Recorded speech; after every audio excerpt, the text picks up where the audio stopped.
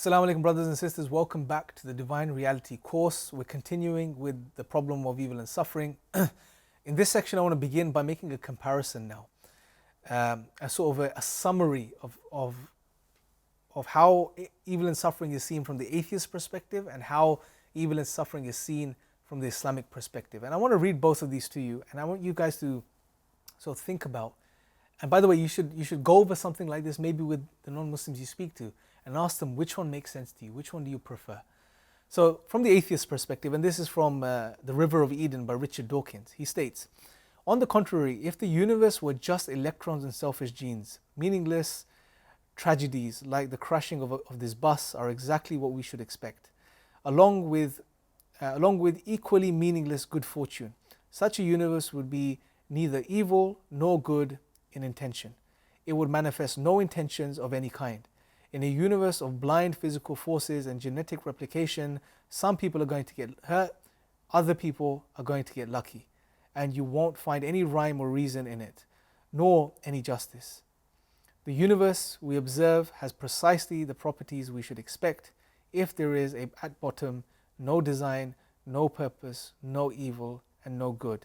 Nothing but blind, pitiless indifference. Now this is Richard Dawkins' summary of life, suffering, hardships, trials.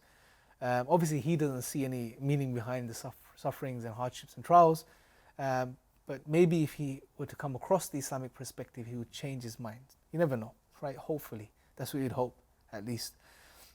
Now this is the Muslim perspective in regards to evil and suffering. Your pain and suffering will be rewarded with eternal bliss in paradise. If you suffered for a whole lifetime and you were dipped in paradise for a moment, you would feel that you have never suffered. Evil and suffering exist to test you, elevate you, and facilitate a higher spiritual state. It is meant to bring you closer to the divine, therefore closer to paradise. As a believer, any pain or suffering is a means to absolve you from your shortcomings and sins. When you are tested with evil and suffering, it is a sign of divine love, for He knows you have the ability to overcome the trials in your life. He knows you better than you know yourself. So think about and juxtapose these two perspectives. Which one's more uplifting? Which one's more inspiring? Which one's more hopeful? And you quickly realize that the Islamic perspective just really gives such a profound meaning to evil and suffering as compared to the atheist perspective, which literally can't provide any meaning to evil and suffering. So just a quick note on possible worlds, right? So someone could bring the idea, well, could God have created a world with less evil and suffering? And again, it goes back to that assumption that they have somehow accessed God's knowledge or wisdom, or they know better than God, or they could have done things differently, or God could have done things differently, reduced the amount of evil and suffering and still achieve the same effect, etc. All of these assumptions, and that's all they are, assumptions and ideas, because they're at the end of the day limited human beings. And the answer is no. This is the best of possible worlds. Why? Al-Ghazali, Ibn Taymiyyah, Leibniz even response, they say that this is the best possible world. Why? God is the omnipotent. He did not create a world with less evil and suffering. He is the source of all goodness, the wise and the knowing. He is maximally perfect. He created this world. It is the best of possible worlds based on His maximal perfect wisdom and knowledge. So considering the fact that we know Allah is the maximally perfect being, the all-knowing, the all-wise, the source of all goodness, then therefore the world that He has created it's perfect. The amount of evil and suffering that needs to exist is perfect. It couldn't have been done in any better way. Right? It could not have been arranged in any other better way, right? Although the atheists would like to assume so, right? There's an interesting quote here by Imam al-Ghazali, which again summarizes this very point. He says, everything that God distributes among men, such as subsistence, lifespan, happiness and sadness, weakness and power, faith and unbelief, obedience and apostasy, all of it is unqualifiedly just, with no injustice in it. True, with no wrong infecting it. Indeed, all this happens according to a necessary and true order, according to what is appropriate as it is appropriate, and in the measure that is proper to it. nor is anything more fitting, more perfect, and more attractive within the realm of possibility.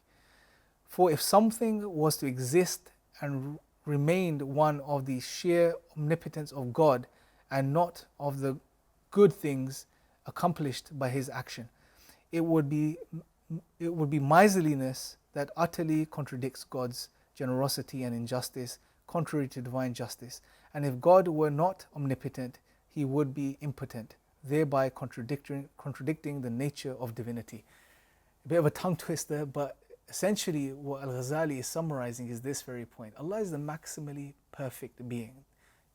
How he has determined, Allah has laid out the structure of this reality and how he has allowed for evil and suffering to exist within it, within whichever form that takes, whatever amount that it's, if you like, the severity of it, etc. All of this is perfectly determined by the all-knowing, all-wise Creator, Allah subhanahu wa ta'ala.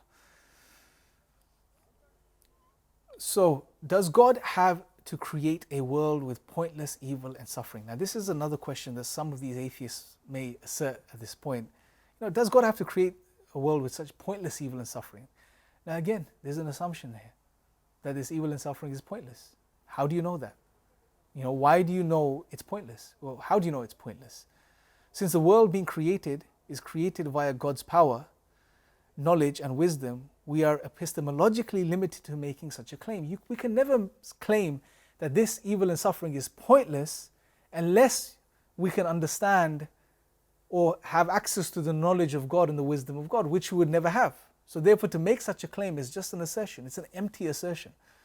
Our confidence that there is a reason for apparent pointless suffering and evil is due to God's maximal knowledge and wisdom. So we fall back on our understanding of who Allah is. We may not understand exactly why certain evils exist, certain suffering exists, why certain people suffer to a certain level. This is beyond us. But we as Muslims always fall back on our knowledge of Allah.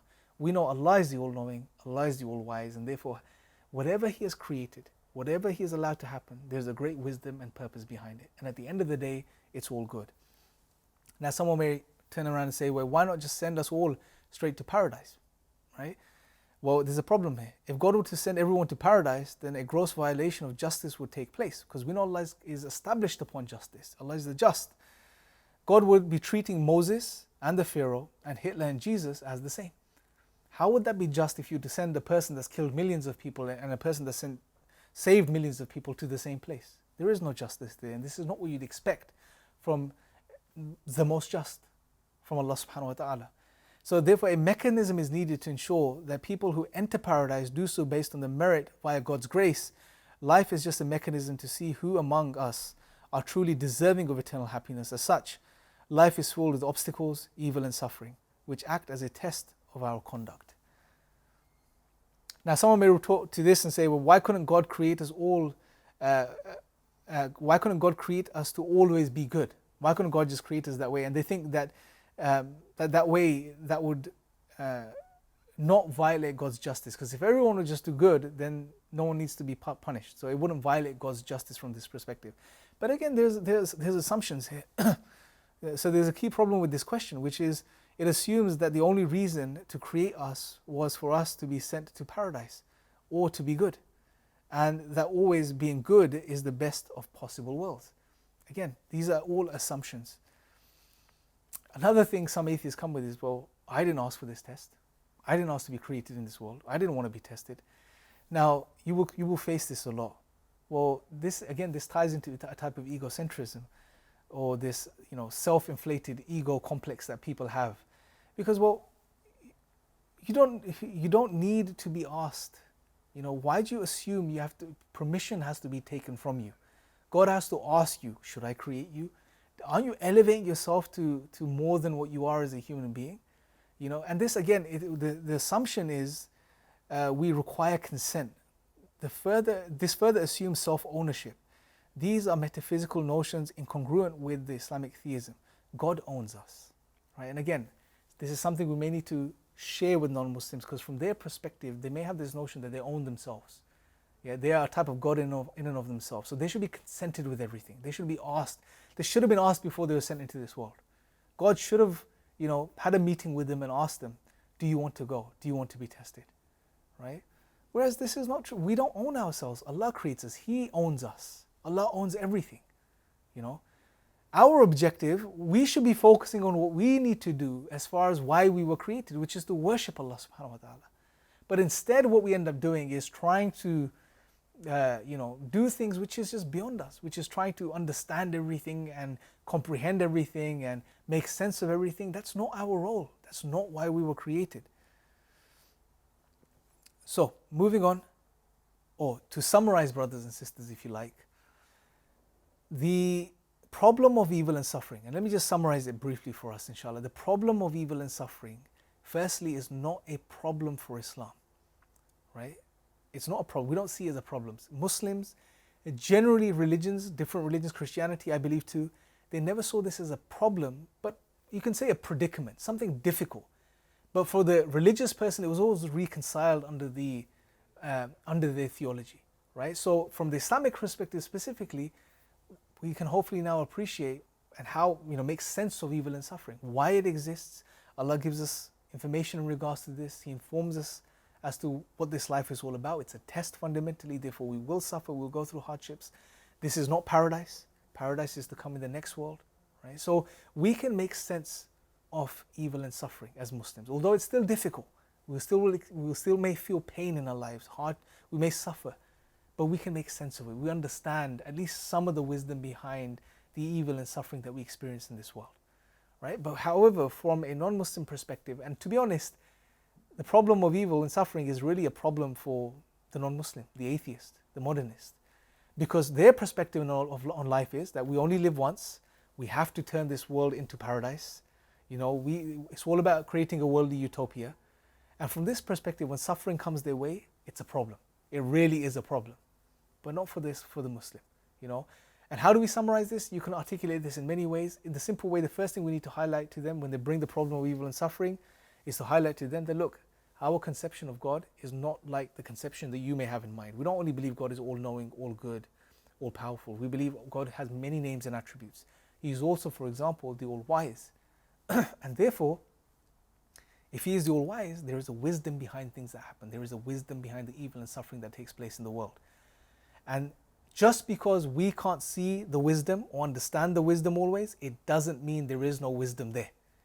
And if you assume that just because you can't understand the wisdom that there isn't any wisdom, well, that's arguing from the ego. That's egocentrism, right? That's not being logical. And that's as simple as that. And then you can go on to highlight, some of the beautiful wisdoms behind suffering, like we've mentioned, that life is a test, it's an expiation of sins. It's an opportunity for us to draw closer to Allah subhanahu wa ta'ala. It helps, sometimes trials and tribulations help us rectify our way.